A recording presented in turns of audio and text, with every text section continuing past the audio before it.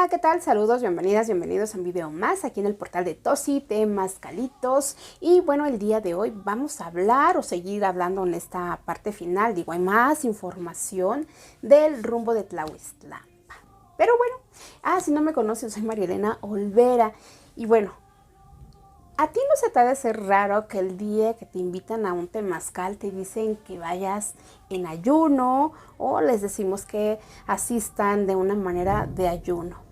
Hay veces que sí te lo explican, hay veces que no te lo van a explicar, hay veces que vamos con esa conciencia de, pues voy a ir a un temazcal en ayuno porque voy a hacer un detox, ¿no? Obviamente sí vamos a sacar muchas toxinas y equilibrar muchos aspectos, pero por ejemplo, si ya tenemos esta conciencia ahorita de Tlahuiztlampa, que nos está hablando del cuerpo físico, que nos está hablando de ese 52% que ahorita estamos hablando, en los videos anteriores, nos está hablando de un equilibrio, ¿verdad? Para empezar, el equilibrio físico. De ese 100% que está representando ese equilibrio dentro del Nahui Olin, o nuestro Nahui Olin personal. Recordemos que obviamente dentro de nuestra cosmogonía, Quetzalcóatl de alguna manera está representando como un guía espiritual para que en esos porcentajes de ese Nahui Olin equilibremos muchos aspectos físicos, emocionales, mentales y obviamente espirituales. Es nuestro guía de alguna manera espiritual, como lo acabo de mencionar.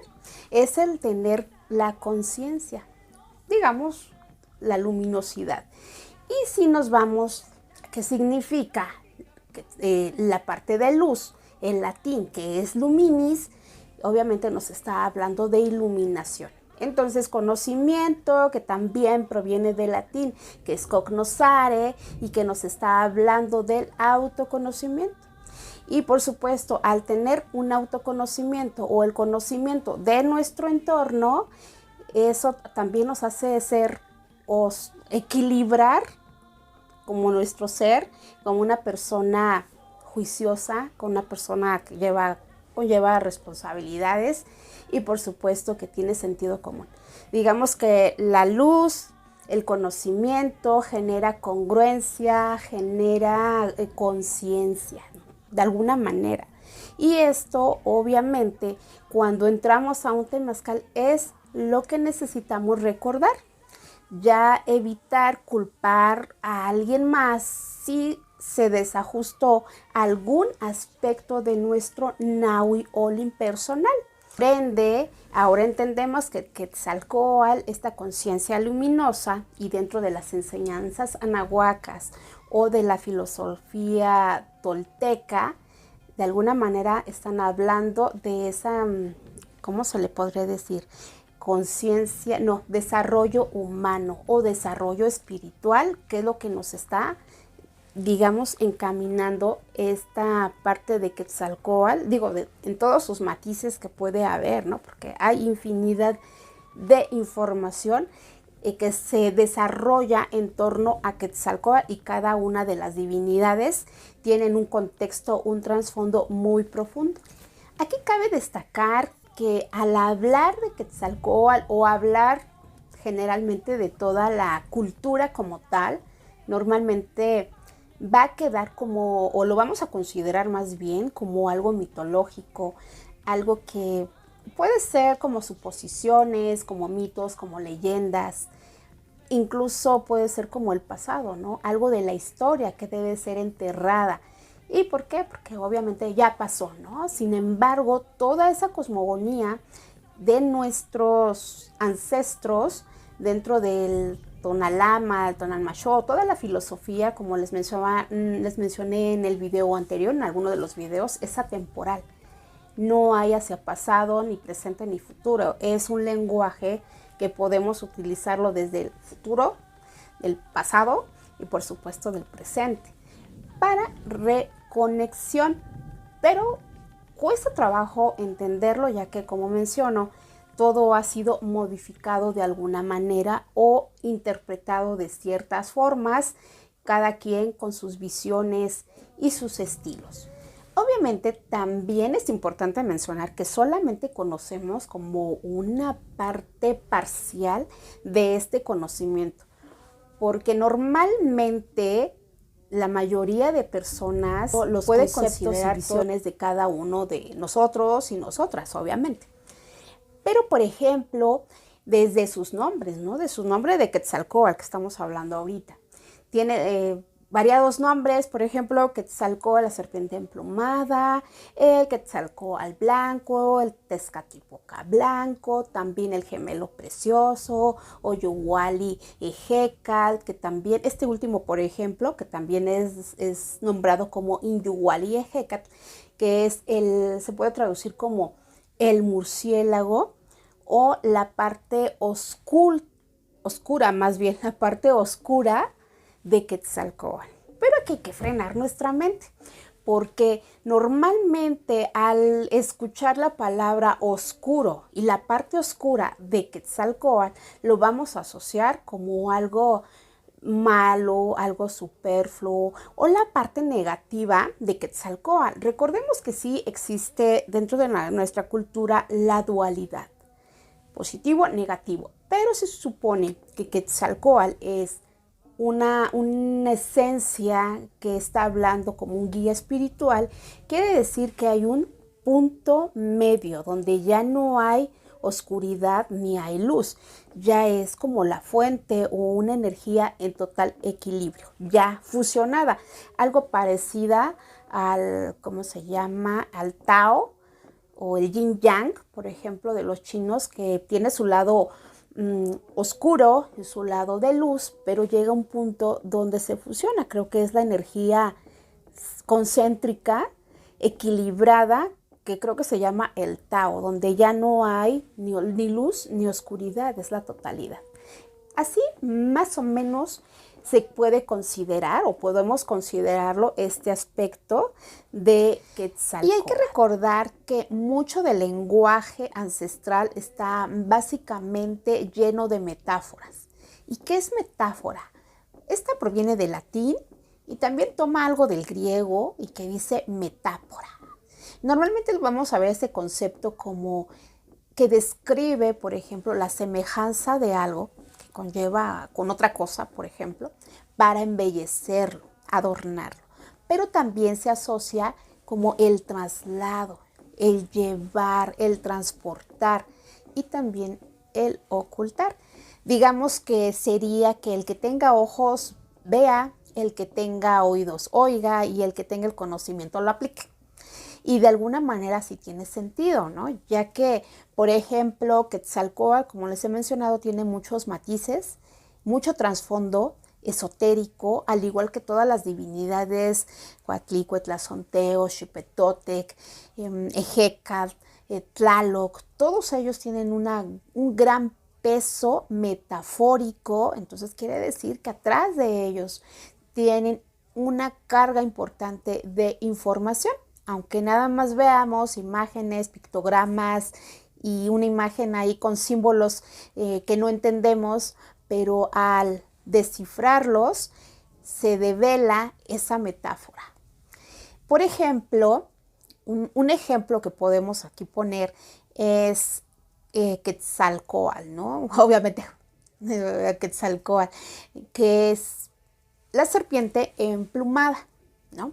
La serpiente emplumada. En esta alegoría del cuerpo físico está asociada, por ejemplo, con la tierra. Nada más la serpiente. La serpiente, ese movimiento precioso de la tierra y el movimiento precioso también de la vida. Entonces, si Quetzalcóatl está representando las montañas, las valles y todo eso en contexto, es una alegoría, porque también nos está hablando que en algún momento seremos devorados por las entrañas de la tierra. Digamos, en este nivel corpóreo, nuestro traje cósmico de alguna manera aquí será devorado por las entrañas del Quetzalcóatl, de este movimiento precioso. Grabando y ya no se grabó esa parte, pero bueno, vamos a seguir hablando. Ya hablábamos, bueno, estábamos en ese concepto donde la serpiente o lo que significa la tierra, esa serpiente quetzal emplumado, que representa el movimiento de la tierra y que nos, de alguna manera, en algún momento vamos a regresar a ella, a sus profundidades, a sus entrañas. Y nos quedábamos con la pluma. ¿Qué simboliza la pluma? Evidentemente, la pluma está muy asociada con esta alegoría del alma, que es algo que se eleva. Si la tierra ya se comió el cuerpo, obviamente el alma se va a elevar. Es una alegoría esta pluma. Y ha sido muy venerada por infinidad de culturas, como ustedes saben, por ejemplo, al ser las águilas, por ejemplo, ¿no? ¿Por qué? Porque tienen ese contacto con el firmamento. Además, las águilas son unos animalitos especiales que solamente ellos han llegado a grandes alturas. Pero hay que analizar también ese concepto de pluma, de dónde vemos en la parte, por ejemplo, etimológica, la pluma está hablando en ese concepto, hay como dos vertientes, está hablando de Galamus, Gladium, Semper Vincit. Galamus está hablando de firma, contrato. Gladium está hablando de espada, cortar. Semper quiere decir siempre y vincit, ganar. Aquí tendríamos que traducir esta parte, porque si estamos hablando del alma, entonces es cortar con alguna firma o algún contrato que ha sido desde el alma, ¿no? Que siempre ha estado. Hay que cortar con esa firma, con ese contrato. Que no puede tener muchas vertientes o muchos sinónimos este aspecto de las firmas. Por ejemplo, en todas las culturas, en todas estas partes, por ejemplo, la astrología, en estos estudios esotéricos, te van diciendo que tienes como ciertos arquetipos que vas a tener, que la astrología puede condicionar tu vida. Y no es necesariamente de esa manera. Hay que cortar también con esos paradigmas. Por ejemplo, si te dicen que tienes a Saturno en la casa 7, definitivamente no te vas a casar, ¿no? O en aspectos de numerología, que si tienes ciertos números, vas a vivir ciertas secuencias. Obviamente son orientativos, pero de nosotros depende si los llevamos a cabo, si tenemos que ayudar a avanzar y quitar esa limitante que nos está indicando esa casa o esa vibración numérica. Quiere decir que no estamos condicionados. En el momento que queramos, quitamos esos paradigmas, cortamos con esos contratos, arquetipos, contratos familiares, contratos emocionales, de todo tipo. Por otro lado, también esta parte del pelaje o de las alas, del plumaje de las aves, pues obviamente está representando que es su piel o su dermis, digamos, que los mantiene calientitos.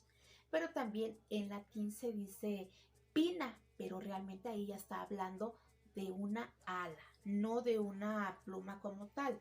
La pluma tiene muchos contextos. Por algo, ustedes cuando van a una ceremonia les entregan la pluma o se las venden porque ya estuvieron sus 4 años y ya te venden tu pluma, ¿no? Pero aquí nos está hablando de mucho trasfondo. Por ejemplo, todas las culturas han tenido, como les menciono, esa veneración. No quiero hablar como veneración porque es como enajenación, ¿no? Es más como honrar. El honrar las aves precisamente por esto. Por ejemplo, en la cultura egipcia, por ejemplo, está Ibis. Y Ibis, si recuerdan, él es una alegoría o está representando a este dios Tot. Y curiosamente Tot es el dios o esta divinidad que inventa la escritura y que inventa también la palabra hablada, la palabra articulada. Y también está obviamente su, ¿cómo se llama? Su águila dorada. Otra de las culturas que también resalta mucho es la de Grecia. Por ejemplo, ahí está Etón, esta águila enorme que, por ejemplo, Prometeo, que se roba el fuego del Zeus y el Zeus se pone bien chuki y lo encadena. Y como obviamente Prometeo era también una divinidad y que era inmortal, pues lo castiga, ¿no? ¿Y cómo fue su castigo? Que esta gran ave, esta gran águila, siempre le comía el hígado. Todos los días le comía el hígado, todos los días le comía el hígado. Pero recordemos que al ser Prometeo alguien divino, inmortal, pues obviamente se regeneraba en la noche. Y si nos vamos a la filosofía china, este calendario que tienen esta parte como cronológica, donde están todos los órganos, eh, entre las 2 se empieza a regenerar la vesícula y las 3 de la mañana aproximadamente el hígado. Y muchas culturas lo saben, que el hígado en las noches es cuando se empieza a regenerar. Es el único órgano en el cuerpo donde se regenera a sí mismo. Y es el único órgano que puede ayudar a regenerar los demás órganos. Sin embargo, hay veces que no conocemos mucho de las otras filosofías, pero al buscarles, tienen como bastante sentido, ¿no?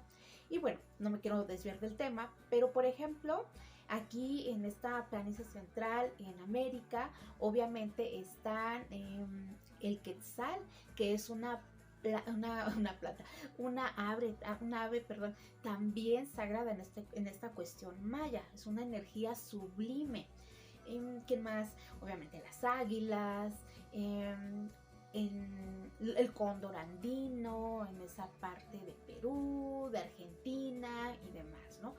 Aquí hay que poner atención por qué eran valoradas las plumas en su contexto. Ahorita lo estamos llevando a la parte de temazcal, ¿no? A la parte de entender lo que significa el entrar al para morir y renacer, ¿no? Entrar a esas profundidades de la tierra para que nuestro alma salga, pues mínimo, a esta otra realidad. Cuando salgamos después de un temazcal, pues salgamos un poquito más renovados, un poquito más conscientes de lo que pudimos entrar en un inicio. Obviamente esto no va a ser en un primer temazcal, ¿verdad? Lleva cierto trabajo, digámoslo de esta manera.